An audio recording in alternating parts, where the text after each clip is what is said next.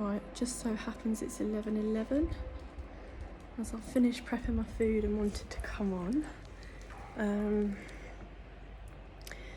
The tides are really different out here, especially around the pull of the moon and supermoons. So I've been mostly swimming in the afternoon because it's usually out in the rising. However, due to some of the things I'm doing today, I'm not able to go in the afternoon. So I went the rising, and it was one of the most blissful swims I think I've had since I've been here, which is about 2 months now. And after being in the city for a long time, it's really important that I get back to my daily swimming practice. And it was so still, and there was hardly any people, because there's been a few graduation ceremonies recently, so a lot of people on the beaches, but which is lovely for them because it seems like it's the water is where they go to like celebrate milestones.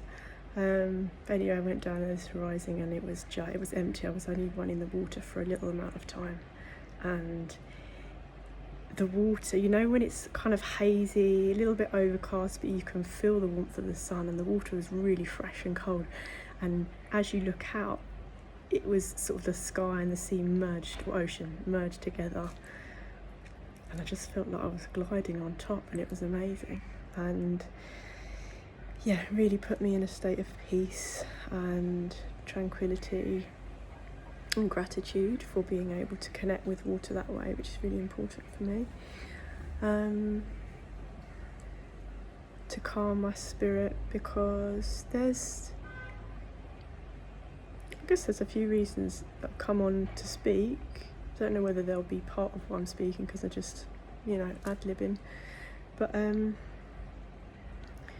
I think most of the sort of healing work that I've done and tend to sort of share is inner child.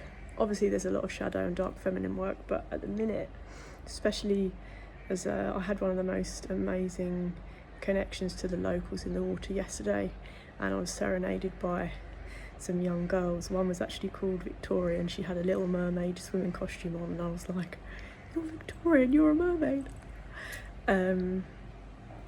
And it actually got me very emotional and teary because I was not releasing necessarily for myself. There was some other stuff that I picked up from just being around a lot of people. And as soon as they started to sing, it was not Nakapenda, the I Love You song, it was another one. I'll have to get the name of it. And the children use their voice here very powerfully, and it's obviously like that's part of my healing. They gave me the gift of their voice, and it's part of my healing, part of healing the nations.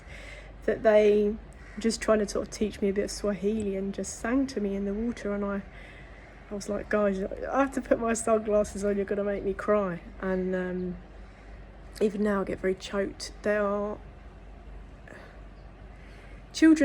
many children are just so untouched and unspoilt by the evils of this world that their vibration, their resonance is magic. They really don't need to do much. So when they sing, it's like an angel, it's angelic. And I think I come on because as I work more a bit on YouTube and use that as a tool rather than Netflix or telly and bits and bobs, and just checking out some videos and things like shamanism and whatever, other people sharing their stories around the world right now, many of us finding our voice.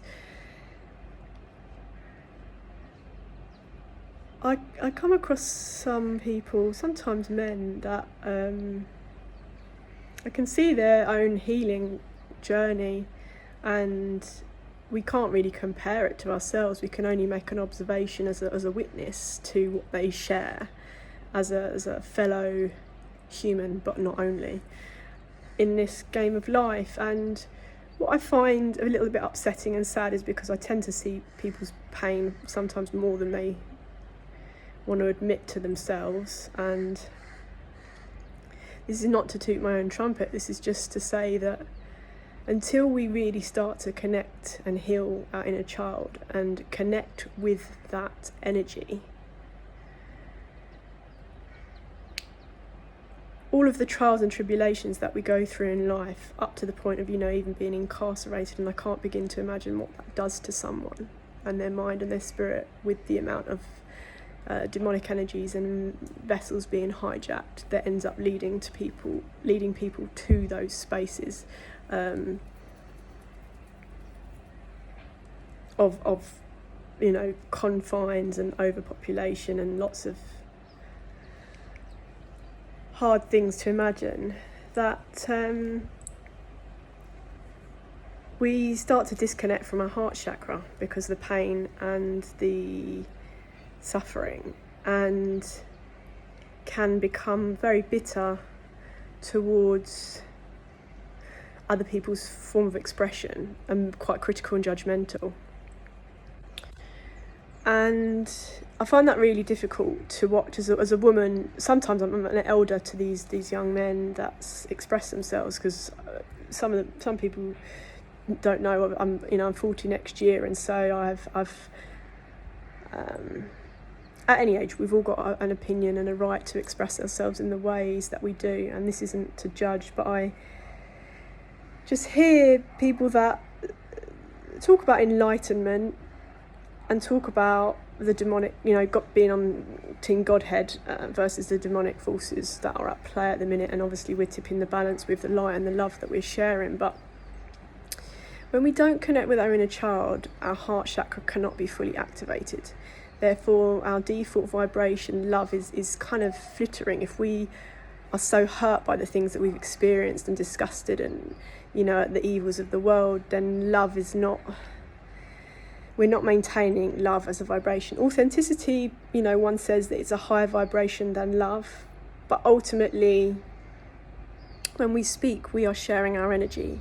And when that comes from a place of judgment and bitterness and wanting to say that other people who express themselves or connect with their inner child through the Fae realm, dragon energy, other things that other people may not believe, firstly, and conceive, because for me, seeing is believing is seeing.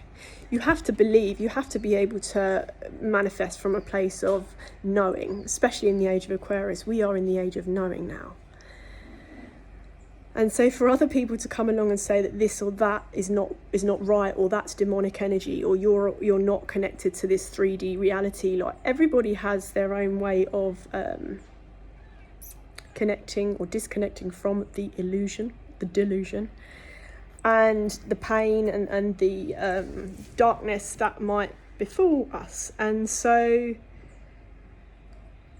I just trust that these men in positions of leadership and power, and some women as well. I'm certainly not a feminist, and I'm not here to put down the men. I'm absolutely in awe and honoured by the divine masculines that walk beside me now, who we're all playing and healing our inner child and shadow work and raising the vibration of the planet and bringing light to our ancestry where potentially they were unable to heal the darkness of what's come through the lineage. And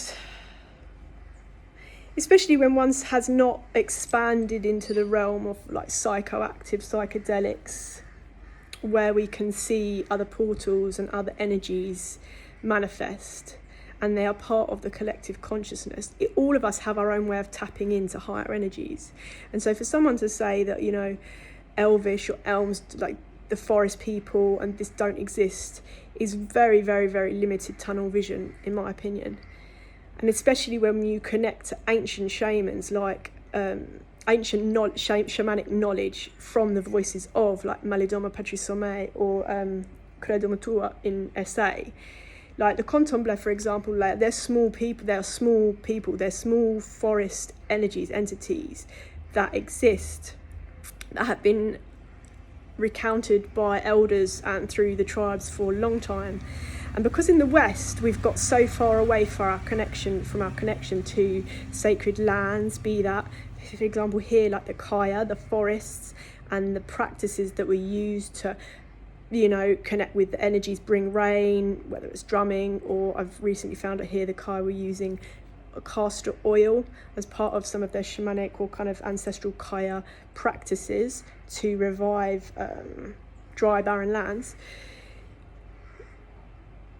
When we say that X and Y and Z doesn't exist, we only keep ourselves trapped in a limited consciousness. You know, if you keep saying that, oh, there's all the witches and all the demonic forces around us, and like, it's because if we talk about that all the time, it's what we're attracting, it's what we're vibrating at. That is the level that we're vibrating at. We can observe it and not absorb it. Like, I'm not bringing towards me. Sorry, there's something's just flown in, and it's a time for me. We can. Oh gosh, that's interesting. I'm not allowed to say that clearly then. I'll rephrase. We've got to connect with the heart chakra to help us maintain a loving and expansive view of reality and expanded consciousness. The more that we say X, Y doesn't exist, if somebody else finds healing and happiness and joy and can connect to their inner child, knowing that it's 1101 on the clock, that is what is healing inside, because there is a root cause of why people end up in incarceration. I'm not saying the system is not 1111, is not pitted, is not fair or just, but the root cause, a lot of us, is because of our inner child wounding and wounding that we get from relationships and caregivers, and lack of empathy or compassion or abuse, physical and verbal, and narcissistic tendencies that exist, and people don't know that they're operating and they're expelling this kind of energy, thinking that they are above everyone else, which is being eradicated, because this is now the age of Aquarius. This is Pluto in Aquarius. This is power to the people. This is balance and harmony among everyone for the greater good, because Gaia's had enough. And so I just trust that everybody using a platform to speak to thousands and thousands of people, I mean, mine's relatively small, so I just speaking to the people that are here for whatever reason, whatever resonates, even if it's just to chat shit about me, that's all right, like, whatever. We're all here to share our energy, and if it makes someone laugh, that's all right. So yeah, I just believe that a lot of us, if we are sharing to people online, that we are firstly obviously being authentic, we can't be fake. But if we're continually throwing out bitter comments and judgments about that person and these women, that's not a particularly healthy vibration to continue to be in, to maintain, and also to put out to the people, and then say that we are of Christ consciousness. That's not love. I'm not saying humans that we don't judge, we do, but we don't need to, we can also keep our mouth shut, we don't need to continually spread negative opinions about how people are moving through their lives. We've got no idea of anybody's particular, only we can know our own purpose. We can see the light in the others, we can see the people are doing, whether good, bad, I don't really believe it. If someone's operating from love or from fear, we can see all of that. But we're not here to tell people what is real or not. We're all at different levels of our own personal game, and the levels appear when we've done the healing work. And so to continually spread messages to say, oh, fairy's not real and or getting triggered by somebody else connecting with rainbow, indigo children, and just love, innocence, play, vulnerability. For me, it shows that the inner child is still deeply, deeply wounded, and we're not able to bring forth and manifest partnerships, loving connections, divine union, sacred union, or soul family, warriors, soldiers together. I'm not saying, we need to be crying or like prancing about like fairies all the time like me. I do that. That's what music brings out of me. I am a fair little fairy. And I spread the magic dust. That's what I've been given the gift of. That's what my inner child brings to me. Men, other people, I definitely know a few wizards, and they are proud to admit that, because I can see what they do with plants, seeds in the forest, and I see what they do.